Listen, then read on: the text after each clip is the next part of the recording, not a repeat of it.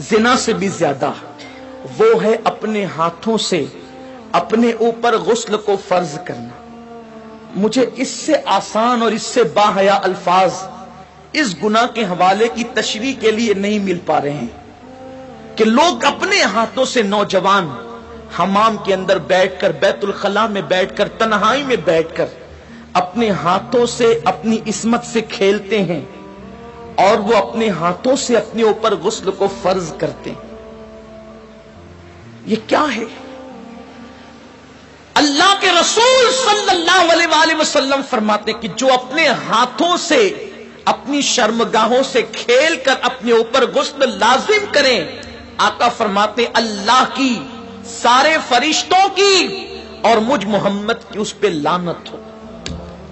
हुजूर जिस पे लानत करें, जो बेबाक लड़के, बेबाक छोकरे, वो तो जिना के अड्डों तक जाते हैं, लेकिन नाम में हाथ जो शरीफ कहलाते हैं, वो डरते हैं कि जिना से पकड़ न लिए जाएं, इज्जत न चली जाए, तो वो अकेलों में, बिस्तरों पर, मकानों में, दुकानों में, तन्हाइयों में अपने हाथों से अपने सरमाए को बर्बाद करते हैं। मैं अपना दिल का दर्द अपने उन भाइयों तक पहुंचाना चाहता हूं और आपके तवस्सुत से दुनिया भर में मेरे जो नौजवान इस फेले बद में गिरफ्तार है, जिस पर रसूल पाक ने लानत की, अल्लाह ने लानत की, हुजूर अलैहिस्सलातु व तस्लीम के गुलामों, जो अपने हाथों से अपने ऊपर गुस्ल फर्ज करें, कयामत के दिन उनको जानियों से ज्यादा सख्त अजाब दिया जाएगा।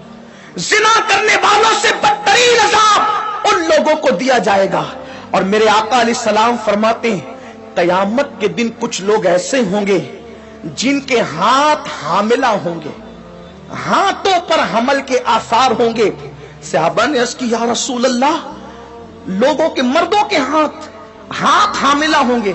आका फरमाते हैं हाँ, जिन्होंने अपने हाथों से अपने ऊपर गुस्ल फर्ज किया होगा। इशारों की जबान में उसका मफहूम अर्ज कर रहा हूं। कयामत के दिन वो इस हालत में उठेंगे कि उनके हाथ हामिला होंगे।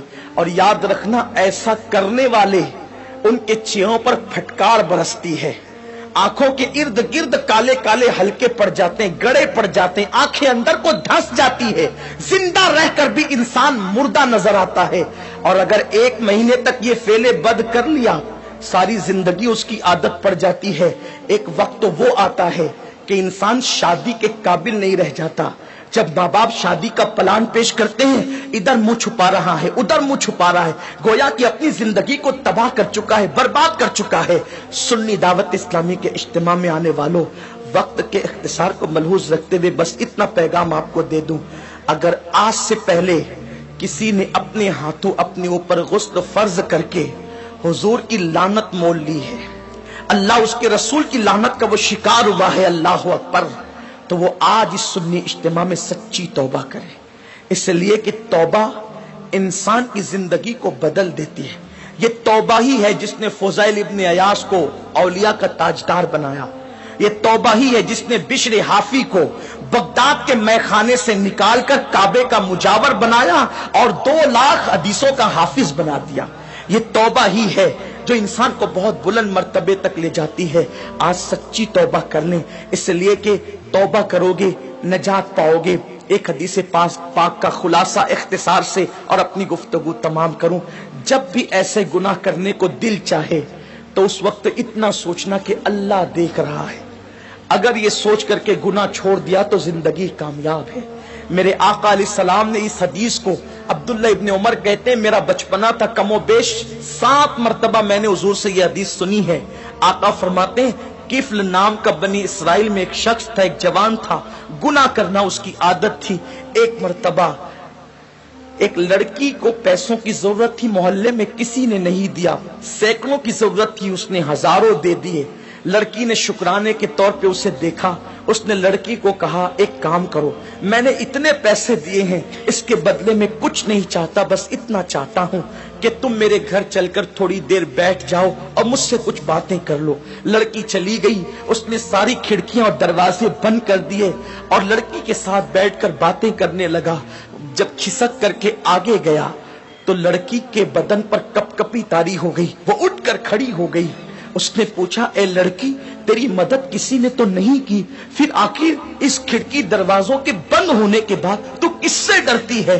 تو لڑکی نے جواب دیا کہ کوئی نہیں دیکھ رہا ہے، کفل تو نے 1000 بار ایسے کام کیے ہوں گے، لیکن آج سے پہلے میں نے ایسے کوئی کام نہیں کیا، مجھے ڈر لگتا ہے اگر قیامت میں میرا اللہ مجھ سے پوچھے گا تو نے یہ گناہ کیوں کیا، تو میں رب کی بارگاہ میں جواب دینے کی طاقت کہاں سے لاؤں گی؟ میں اللہ کو جواب نہیں دے سکتی، اس لیے میں ڈر رہی ہوں، وہ مجھے دیکھ رہا ہے۔ کفل نے کہا اگر وہ دیکھ رہا ہے تو تو یہاں سے چلی جا۔ لڑکی چلی گئی، ادھر لڑکی گھر سے باہر نکلی، ادھر موت کا فرشتہ گھر میں داخل ہوا، کفل کی روح نکالی۔ اللہ اکبر!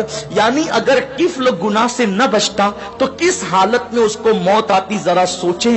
بستروں پہ لیٹ کر اپنے اعضاء سے کھیلنے والوں کو میں پوچھنا چاہتا ہوں، گندی تصویریں دیکھ کر اپنے اوپر غسل فرض کرنے والوں کو پوچھنا چاہتا ہوں، زنا کے مناظر دیکھ کر اپنے جذبات پہ بے قابو کرنے والے میری قوم کے جوانوں سے، میرے بھائیوں سے پوچھنا چاہتا ہوں، میں اپنے قوم کے مستقبل کو کتنا تاریک دیکھوں۔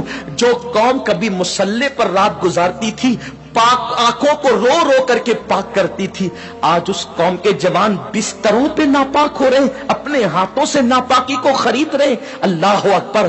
سوچو اگر اسی حالت میں موت کا فرشتہ آ گیا اور موت آ گئی تو اللہ کو کیا جواب دو گے؟ کیا منہ دکھاؤ گے رب کی بارگاہ کے اندر؟ اللہ اکبر! کفل جیسی وہ لڑکی گھر سے باہر نکلی، موت کا فرشتہ آیا، کفل کی روح نکالی اور کفل مر گیا۔ جنگل کی آگ کی طرح یہ بات پھیل گئی پورے محلے میں، کفل مر گیا مر گیا مر گیا۔